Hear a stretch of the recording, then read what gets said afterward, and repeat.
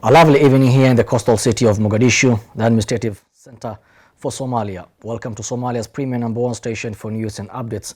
I'm your presenter Abdurrahman Yusuf. Tonight, we have a couple of stories lined up for you, but first let's take a look at the stories that are making our headlines. Somalia releases emergency preparedness review to alleviate disaster risks. Somalia's bicameral speakers arrive in Dusamareb for anti-Al-Shabaab operations. 462 Al-Shabaab militias neutralized in a failed attack, Ethiopia military declares. Glad to have you back. Now let's delve into a full bulletin.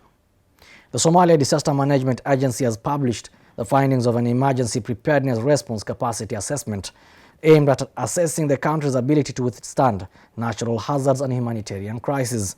The Somalia Disaster Management Agency has published the findings of an emergency preparedness and response capacity assessment aimed at assessing the country's ability to withstand natural hazards and humanitarian crises. The study, conducted by the federal government of Somalia in collaboration with the World Bank, evaluated 5 fundamental components of Somalia's response system: legal frameworks, information systems, response facilities, emergency equipment, and response personnel. Addressing the event attended by Somalia's development partners, including the Foreign Commonwealth and Development Office of the United Kingdom, the Swedish International Development Cooperation Agency, the World Bank, United Nations agencies, as well as civil society organizations, Deputy Prime Minister Saleh Jama emphasized the importance of the assessment as guide for the departmental reform. The ready-to-respond diagnostic methodology involved conducting over 25 interviews with government agencies, United Nations organizations, and humanitarian groups involved in disaster management. Key recommendations include the establishment of disaster legislation, clarification of institutional roles, strengthening of early warning systems, upgrading of emergency operation centers and logistic hubs, increased training, and drills for response staff. With financial support from the World Bank, priority investments will be implemented in the coming years. The federal government and humanitarian community will use these findings to update national disaster risk management plans and guide preparedness projects with the goal of protecting vulnerable communities from future climate and health crises. A delegation comprising of Somalia's bicameral parliament, upper and lower house Sheikh Adan Mohammed Noor Madobe and Abdi Hashi Abdullahi, accompanied by lawmakers, arrived in Dusamareb, the administrative capital of Galmudug state, on Thursday. The leaders of the two parliamentary houses were warmly welcomed at the airport in Dusamareb by Vice President Ali Dahir Eid and other officials from Galmudug administration.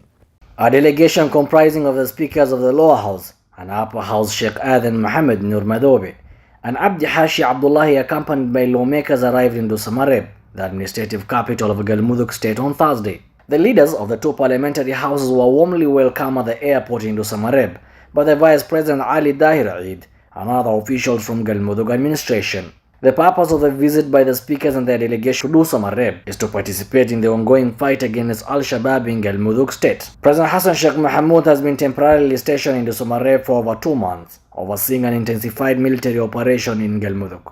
With the support of local forces and international partners, the Somali army has achieved significant territorial gains against Al-Shabaab since President Mohamud declared a comprehensive war against the group last year. This week, joint forces successfully liberated Ba'adwain, Amara, Qodqod, Sardo, Shabelo, Huldunyale, Galhare, Qayad, and Hinlabi in the Mudug region. During the operations, the Somali National Army destroyed 4 Al-Shabaab vehicles and seized weapons and neutralized over 30 Al-Shabaab militants.